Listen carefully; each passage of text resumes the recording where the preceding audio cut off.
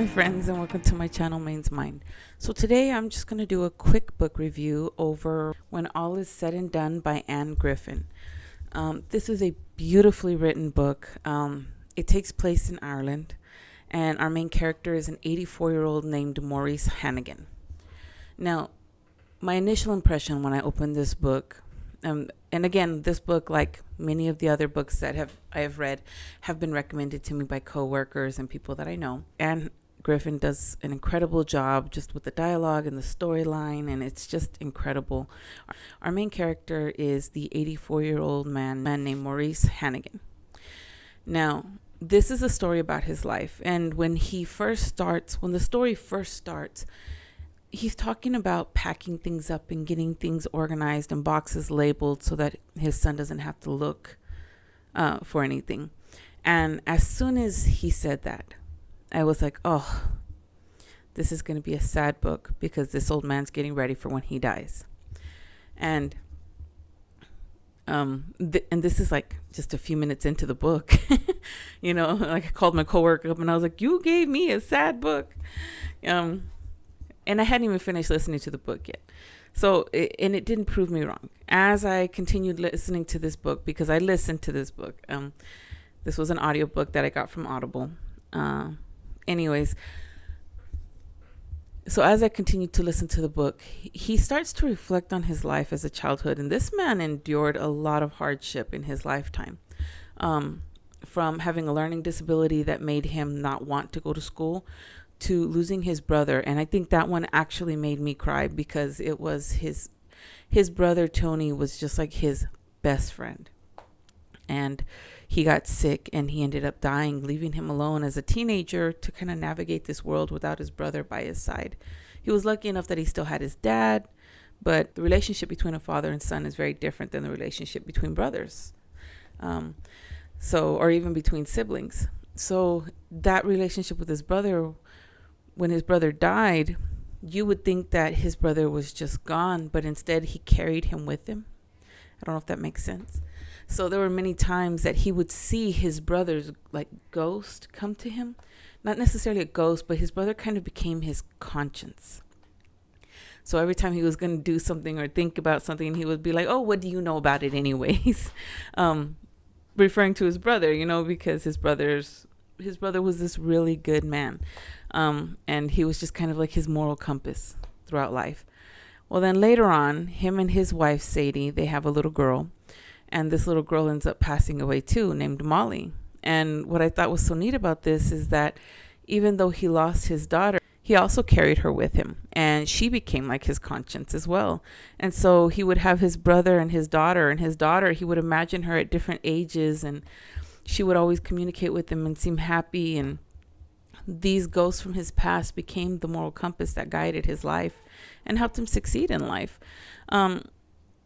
Anyways, he comes to the end of his life and he's not dead yet. He's 84 years old. He still has some spunk in him.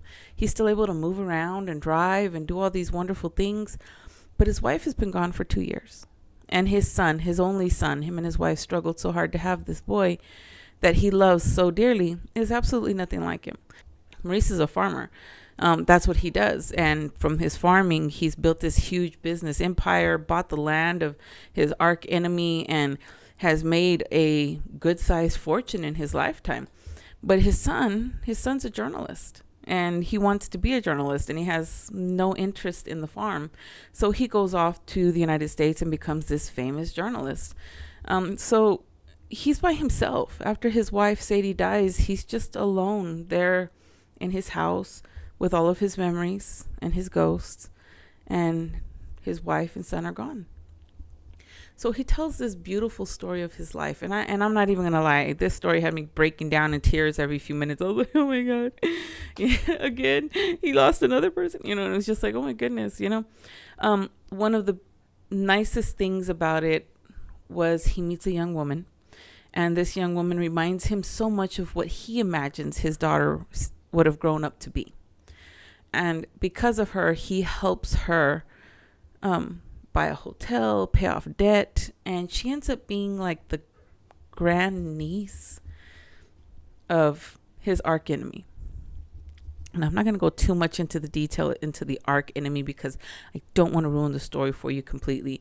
But I will tell you it was the son of his employer, the Dollards, and his name was Thomas. I'm not going to go all into what caused this conflict, I guess you could say, because I want you all to be able to read it and really be like, wow, he did what? So, yeah, I won't say any more on that.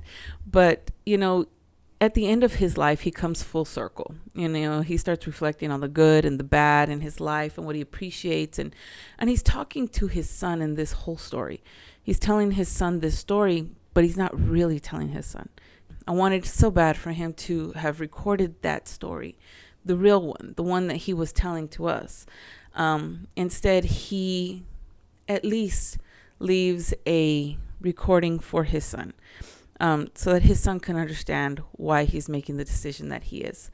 And I am going to ruin the end. So if you haven't read this book yet and you're just listening, go ahead and dip out now because I'm going to talk about how the story ends. And that is like mega spoiler. So if you haven't read it yet, see you next time. Okay, so here we go. At the very end, after having lost his wife, being alone, trying to join an elderly community and just not being able to bring himself to do it, he decides that he's going to go look for his wife. And you might wonder, what do you mean go look for his wife? His wife passed away. How is he going to go look for her? He's going to go look for her in the afterlife.